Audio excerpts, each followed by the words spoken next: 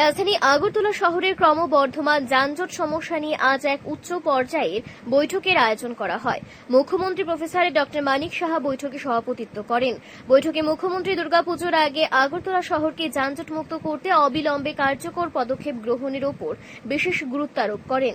তিনি সংশ্লিষ্ট দপ্তর এবং কর্তৃপক্ষকে সম্মিলিতভাবে কাজ করার নির্দেশ দেন, যাতে উৎসবের সময় সাধারণ মানুষ নির্বিঘ্নে চলাফেরা করতে পারেন।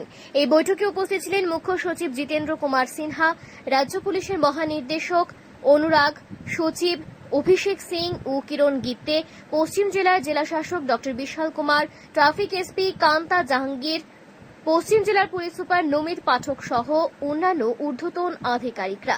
বৈঠকে আগরতলা যান চলাচল আরও সুগম করার লক্ষ্যে বেশ কয়েকটি প্রস্তাব এবং পদক্ষেপ নিয়ে বিস্তারিত আলোচনা হয়। প্রশাসনের তরফে আশ্বাস দেওয়া হয়েছে, শহরে যানজট সমস্যার সমাধানে দ্রুত ব্যবস্থা নেওয়া হবে।